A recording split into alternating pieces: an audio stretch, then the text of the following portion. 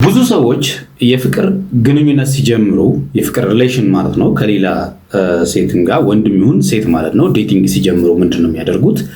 ያለፈው ታሪካቸውን ይደብቃሉ ብዙ ጊዜ ማለት ነው። ይሄንን ከመጥፎ አንግል አይደለም የሚደብቁት።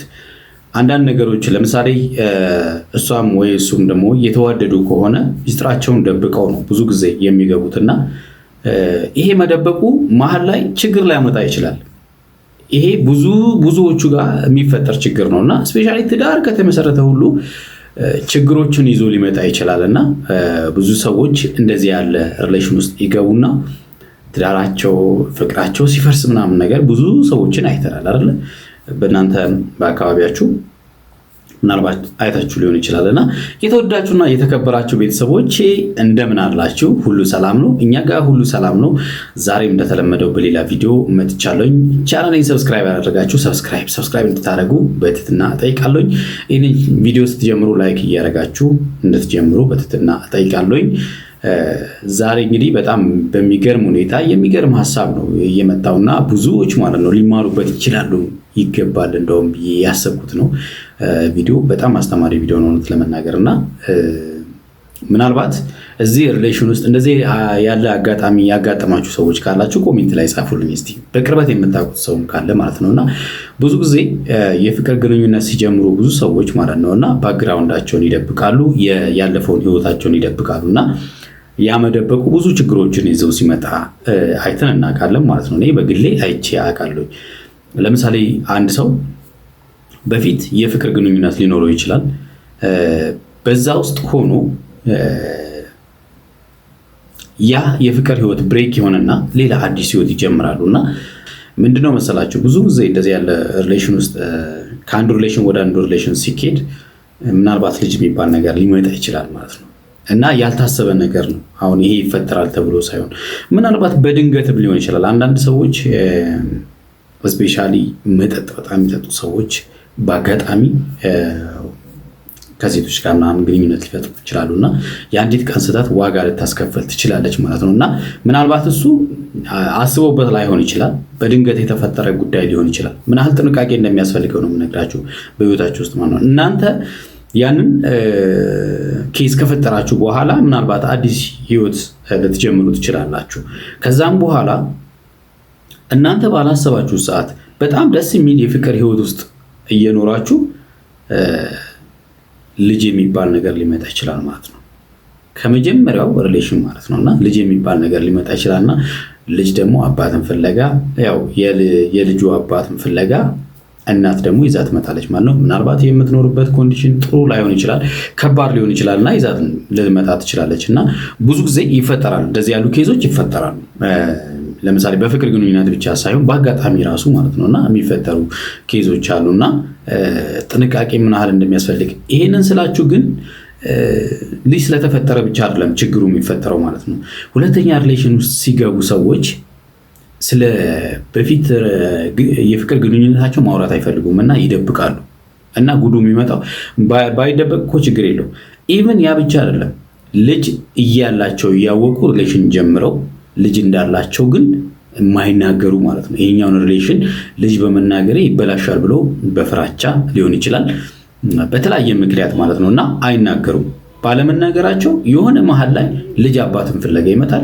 የልጅ አባት የልጅ እናት ልጁን ይዛ ልትመጣ ትችላለች። እኔ ከአቅሜ በላይ ነው፣ ካሁን በኋላ ኃላፊነቱ የጋራችን መሆን አለበት፣ አንተም ልጅን የማሳደግ ግዴታ አለብህ የሚል ነገር ሊመጣ ይችላል። ያለታ ምን ይሆናል? ይሄኛው አዲሱ የተጀመረው ህይወት ሌላ መስቀልቀል ውስጥ ይገባል ማለት ነውና በተቻለ መጠን እኔ ሪኮመንድ ማድረገው ምናልባት ከዚህ ፊት አንድ ቪዲዮ ሰርተናልና አይታችሁት ከሆነ በተቻለ መጠን ባክግራውንዳችሁን ባትደብቁ ጥሩ ነው። ለምሳሌ ከዚህ ፊት ጓደኝነት በቃ ማለት የፍቅር ህይወት ነበረኝ ብላችሁ ብትናገሩ እንኳን ምናልባት ሲመጣ እንኳን የመጀመሪያው የፍቅር ህይወት እንደነበረው ይሄ ሰው ይታወቅ ስለነበረ ሊፈጠር ይችላል። በቃ ልጅ ካላችሁ ደግሞ ያ ሰው ካመነ አምኖ ከናንተ ጋር ይሁን፣ ካልሆነ ዞሮ ነገር ታውቆ ህይወታችሁን ትዳራችሁን ለሚበጠብጥ ነገር ዛሬ መደበቃችሁ ያን ያህል አይደለም። ለጊዜያዊ ሊመስላችሁ ይችላል እንጂ ምናልባት በትክክለኛ በእውነተኛ ፍቅር ላይ የተመሰረተ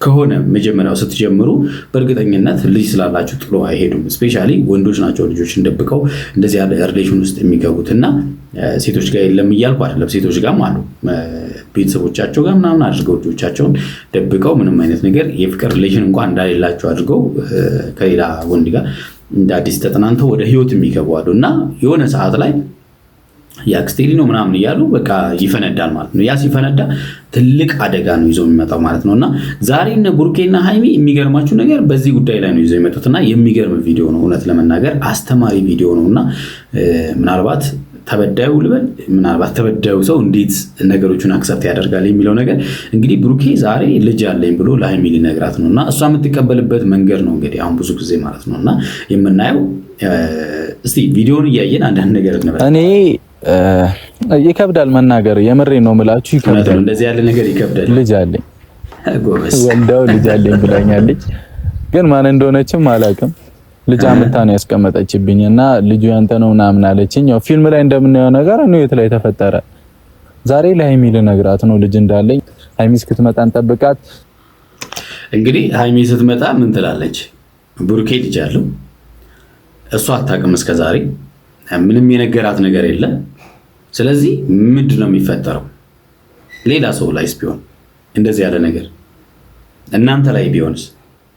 ልጅ እናንተ በማታውቁት ሁኔታ ልጅ ያለው ሰው እናንተ ህይወት ውስጥ ገብቷል፣ ግን አልነገራችሁም። ዛሬ መሀል ላይ ሲደርስ ግን ሊነግራችሁ ነው። ከባድ ነው እንግዲህ ሃይሚ። ይሄ በጣም ከባድ ጉዳይ ነው። እንዲህ ቀላል ነገር ልንለው የምንችለው ጉዳይ አይደለም። ምክንያቱም እንዲህ ሞቅ ያለ ፍቅር ውስጥ ሆናችሁ 100% እምነት ውስጥ ሆናችሁ እንደዚህ ያለ ችግር ሲፈጠር ከባድ ነው። ተረብሻለሁ ፊት በቃ ጨንቆኝ ግራ ገብቶኝ ነው የመጣሁት። ግዴታ ለአንቺ መናገር ያለብኝ ነገር አለ እና እንደማታፍሪብኝ ተስፋ አደርጋለሁ። ማለት በቃ እንድታፍሪብኝ ምናምን አልፈልግም። እንግዲህ እንደዚህ ያሉ ነገሮች መሀል ላይ ሲደረስ እንደዚህ ሲነገር ነው የሚከብደው። መጀመሪያ ላይ ቢሆን ችግር የለውም። ኤኒያው ግን አሁን ለምሳሌ እውነት ነው ብንለው አሁን ለምሳሌ ነብሩኬና የሃይሚ ፍቅር ውስጥ ናቸው፣ ግን ወደ ትዳር ውስጥ አላመሩም። ሌላ አልተፈጠረም። አሁን ለምሳሌ ብዙ ጊዜ ከባዱ ምንድነው መሰላችሁ? ከአዲሱ ህይወት ሌላ ተጨማሪ ልጅ ካለ በመሀል ላይ ልጅ ቢመጣ አያችሁ እንዴት እንደሚከብድ ማለት ነው። በጣም ነው የሚከብደው። በቃ ለምንድን ነው ማፍረብሽ? ያደረኩት ነገር ስለሚያስጠላ ነው። ምን አድርገህ ነው? ምን ብዬ ልንገርሽ ሃይሚዬ፣ እኔ በጣም ያስጠላል።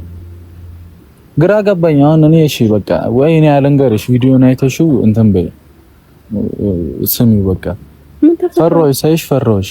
ለምን? አንድ ቀን ስህተት ብዙ ነገር ነው የፈጠረብኝ። ህይወቴን በቃ መሰቃቀለው። አዎ በአንድ ቀን ስህተት ብዙ ነገር ሊፈጠር ይችላል። ምንም ጥያቄ የለውም። ለምሳሌ እኔ አንድ የማውቀውን ታሪክ ልንገራችሁ እና በትምህርት ቤት አብረን ብዙ ተማሪዎች ነን። እንግዲህ ትምህርት ቤት እየተማርኩ ኤሌመንተሪ 8ኛ ክፍል ይመስለኛል እና የሆነ በግሩፕ በትምህርት ቤት የሆነ ቦታ ጉብኝት ምናምን ተብሎ እንሄዳለን እና አንድ ጓደኛችን ሌላ የፍቅር ጓደኛ አለው ስላችሁ እኛ ተማሪ ከኛ ጋር ተማሪ አይደለችም። እሷ ከትምህርት ቤት ውጭ ናት ማለት በቃ ረጅም ጊዜ ጓደኛሞች ናቸው፣ ፍቅረኛሞች ናቸው ማለት ነው እና በትምህርት ቤት ሄድን። ከዛም በኋላ እዛ በጣም ደስ የሚል ጊዜ ነው ያሳለፍነው። ግን መጨረሻ ላይ አዳር ነው ወደ መጥፎ ነገር ማለት ነው። መጠጡ አለ ምናምን ነገር፣ እነዛ ነገሮች የማይሆን ነገር ፈጠሩ ማለት ይሄን ትምህርት አሁን መምህራኖቹ ይጠብቃሉ፣ ግን እየተደበቁ ተማሪዎቹ ሄዱ እንደዚህ ያለ መጠጥ ምናምን ነገር ይደረግ ነበርና በአጋጣሚ ከዛ ከክፍል ተማሪዎች ጋር ልጁ የማይሆን ሪሌሽን ውስጥ ገባ ማለት ነውና ያቺ ልጅ በቃ ወለደች። አስቡት እንግዲህ ወለደች፣ ልጁ ያንተ ነው አለችው እና በቃ አስቡት ምን ሊፈጠር እንደሚችል ማለት እና መጀመሪያ ከነበረው የፍቅር ጓደኛው ጋር ተለያየ፣ ከዚህኛውም ጋር ተለያየ፣ ልጁን ተቀብሎ ቤተሰቦቹ ጋር አስቀመጠ ማለት ነው እና እንደዚህ ያሉ ነገሮች ይፈጠራሉ። አያችሁ በድንገት ማለት ነው። ተባተበ ካሜራ ደቀነ። ምን አድርገህ ነው ንገረኝ። ችግር የለውም ችግር የለውም። ቃል ግቢልኝ ምንም አትይኝ። ለሽኛ ተጂም ቃል ግቢልኝ ለሽኛ ተጂም አንቺ አይደለም በዚህ ጉዳይ ዝም ብለን እንኳን ተጣልተን ተነስተሽ ካልሄድኩ አይደለም። እሺ አልሄድም። ይሄንን ነገር ስትሰሚ ጭራሽ ትተሽኝ ነው እንጂ አልሄድም ለማለት ነው። ይሄው ሽቀል ምንም የተፈጠረው ነገር ምንም አያስደብርሽም አንቺ። አንድ ቀን ስተት ነው እንዴት እንደተሳሳኩም አላውቅም። እንደዚህ ያሉ ነገሮችን የሚቀበሉ ልቦች በጣም ጠንካራዎች ናቸው። እውነት ለመናገር በጣም ጎበዞች አሉ። ምን ችግር አለው ታዲያ ብሎ የሚቀበሉ ማለት ነው። ምን ችግር አለው? በቃ እኔ በጣም የሚገርማችሁ ነገር በዚህ ባለቤቴን አደንቃታለሁ እውነት ለመናገር ማለት ነውና ምን ትለኛለች መሰላችሁ? እኛ ምንም ስለ ሪሌሽን በደንብ አውርተን ነው ከመጀመሪያው ማለት ነው ወደዚህ የገባ ነውና እኔ አይደንቀኝም ልጅ ቢኖር ራሱ ምናልባት አንተ ባክግራውንድ እንደብቀኝ እንኳን እንደዚህ ያለ ነገር ውስጥ ብገባ እኔ አይደንቀኝም። ዛሬ ራሱ ልጅ ቢኖር እኔ ምንም አይመስለኝም ነው የምትለው። እስቲል ነው ማለት ነው። በጣም የሚገርማችሁ ነገር ማለት ነው እንደዚህ በስነ ልቦና በጣም ዝግጁ የሆኑ ሰዎች አሉ።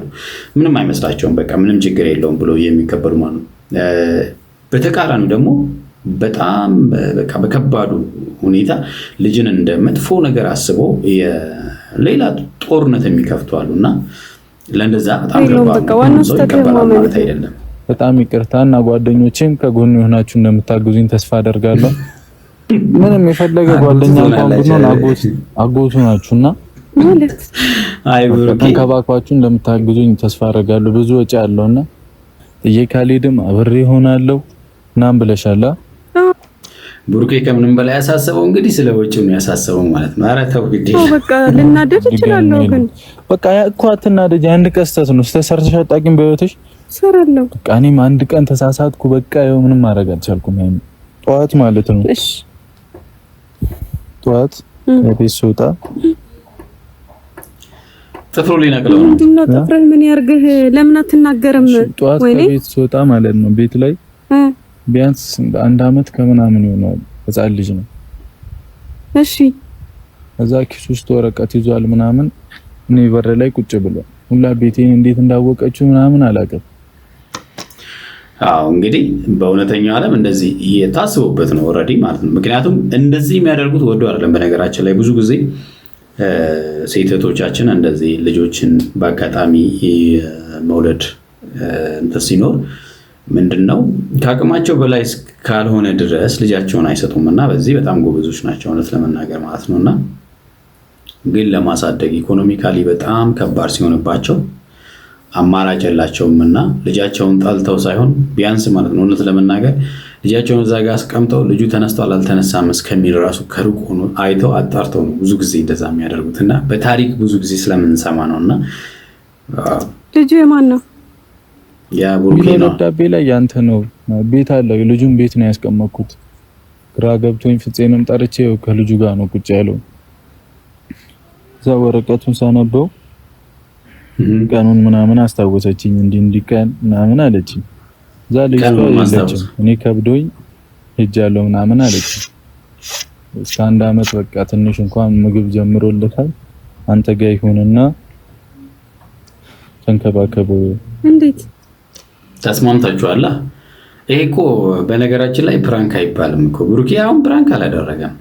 ሃይሚ ምናልባት ኬዙን ካላወቀችው በስተቀር ይሄ ያስባንናል። አሁን ልጁ ምግብ ላይ ደርሷል ምናምን እንደዚህ ያሉ ነገሮች ካለማ ኦሬዲ ያስታውቃል ፕራንክ እያረጋት እንደሆነ ማለት ነው። ልጅቷ ደግሞ አውቃታለሁ ያስባንናል። እውነት አይመስልም ካራክተሩ ማለት ይመስለኛል። እኔ በሱም እርግጠኛ አይደለሁም ግን የምርህን ነው? እኔ ያው ልጅ አለ ማለት አንተ እንደዚህ አይነት ስህተት ትሰራለህ? በቃ ሰው አይደለ ሃይሚ ሰው እኮ ነው ብሩኬ ሰው ነው። ስለዚህ እንግዲህ በአጋጣሚ ነው ብሏል። በአጋጣሚ ነው ካለ ደግሞ ስህተት ይፈጠራል እና መፈጠር አለበት እያልኩ አይደለም። ግን ያው ከተፈጠረ ደግሞ ምን ማድረግ አይቻልም። ለምን እንደዚህ አይነት ስህተት ትሰራለህ? እመኝኛው እንድትወቅሽኝ ምናምን አይደለም። ልጁንም በቃ አንድ ላይ ሆነን አጎቶ ናችሁት እንድትሉት እንድታግዙኝ ነው የምፈልገው። ተሰቃዩ ግራ ገባኝ እኮ እንዴት ምን አሳስቶኝ እንደሆነ እኮ ነው ያልገባኝ። በጣም መጥተወና ምን ሆነህ ነው? እኔ እንጃ ምን እንዳደረገችኝ ሁላ አላውቅም። መቼም ለፖሊስ አትይኝም አይደል? ትይኛለሽ? ለምን ልጁን ይፈልገዋል ማለት ነው ብሩኬ። እንዴ አድጎ መጥቶለት አንድ አመት ምናምን ሆኖለት አድጎለት በቃ ምን ያሳስበዋል? ያደገ ልጅ ልጁ ምን አጠፋ? ልጁ እንኳን እኔ ባል ለፖሊስ አልሰጠውም። ልጅቷን አውቃታለሁ እኮ ግን እሺ እኔ የሚያው ምን ላድርግ? እኔ አሁን እንድታማክሪኝ እኔ አሁን ቃል ገብተሻል ጥያሌ ምናምን ብለሽ ከሄድሽም በቃ ቃልሽን አጠፍሽ ማለት ነው። መሄድ ትችያለሽ። እኔ ብቻዬንም ሆኜ ደሞ ነው ተፋልጬ ያሳድጓለሁ ልጁ። ሃይሚ እንግዲህ ተረጋግታን የተቀበለችው ማለት ይቻላል። ብዙዎቹ በዚህ መልኩ ሊቀበሉ ይችላል። ልጁ ምን አደረገ የሚሉ ነገሮችን መናገር ለፖሊስ እንዴት ይሰጣል? እንስት ነው የሚሉት አንዳንዶቹ ማለት ነው። ለፖሊስ ለምን ይሰጣል? ልጁ ምን አደረገ? ስለዚህ እንደዚህ ያለ ስለ ልቦና ያላቸው ሰዎች አሉ። ሴቶች እህቶቻችን አሉ። ራሴን እያመመኝ ነው። ጋር ሜዳ ያለሽ ነው በቃ ተሳሳትኩ ሰው አይደለም። አንቺ ተሳስተሽ አታውቂም።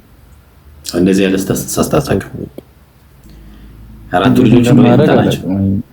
እሺ በቃ ችግር የለውም ማለት ምን አይነት ጣጣ ውስጥ እንዴት ነው ማለት ጨነቀው እና አያችኋል። በጣም ጎበዝ ናት። በቃ አትጨናነቅ። በቃ ስለሌላ ነገር እናስብ። በቃ አትጨናነቅ ያለሽ ገና እንዴ እኮ ይሄ መጀመሪያ ነበር ማሰባው። ምንድነው እንዴት ነው ማጨነቀው? ምናምን ለሆነ ነገር ለምን እንደምትጨነቀው አንድ አመት ሙሉ በቃ እንደያዘችው አርፋ ደግሞ ቤቴም አንድ ነገር አታላቀም እኮ አሁን በቃ ሆኗል፣ ተፈጥሯል። ችግር የለውም በቃ እሺ ምን ላድርገው? ልጅ አያችሁ ችግር የለውም በቃ ገብቷቸዋል። ሰፖርት ታደርገው ነው ማለት ነው። ስለዚህ አልተበሳጨችበትም ማለት ነው። ያው ነገሮቹ ማለት መናደድ አለ ኖርማል፣ ግን አንዳንዶቹ ቢሆኑ ጥሎ ነው የሚሄዱ። በቃ ከዚህ በላይ መስማት አልፈልግም። አሳድገው እንደወለድክ እንዴ? እኔ ብቻዬን እኔ ማገዝ የምችለው ነገር ነው። እኔ በቃ አይሚን አልፈልግም። እኔ እኮ አንቺን የጠራሁሽ ለዚህ አይደለም። እኔ ከጎን እንድትሆኚ በምችለው ጎን አለሁኝ እኮ ማገዝ በምችለው ነገር ሁሉ አግዝሃለሁ። እንደወለድኩ አሳድገው ትላለች። ይሄ እኮ ድክመት አለ። ልጅ እኮ በቃ የሆነ ድክመት ነው። ልጅ ጸጋ ነው፣ ምንም ጥያቄ የለውም። ልጅ በረከት ነው፣ ምንም ጥያቄ የለውም እኮ። አሁን በቃ የሆነ ነገር ልጅህ ላይ ነው የሚሆነው። ልጅ እኮ ጸጋ ነው። ጀመር ጸጋ ከሆነ ታዲያ አንቺ ነሽ በእናትሽ ነስቲ ቀኝ በቃ መታቀፍ ብቻ ነው። እንዳትለቂ እኮ በቃ እንዳትለቂ እንጂ መታቀፍ አቤት እውነት መስሏታል። እሱ የተወደዳችሁና የተከበራችሁ ቤተሰቦቼ እንግዲህ በጣም የሚገርም ቪዲዮ ነው። እውነት ለመናገር ብዙዎቹን ያስተምራል ብዬ አስባለሁ። ለዛሬ ያስኩት ቪዲዮ ይመስላል። በሚቀጥለው በሌላ ቪዲዮ እንገናኛለን። እስከዛው በያላችሁ በሰላማችሁ ብዝት ይበል። ቻው።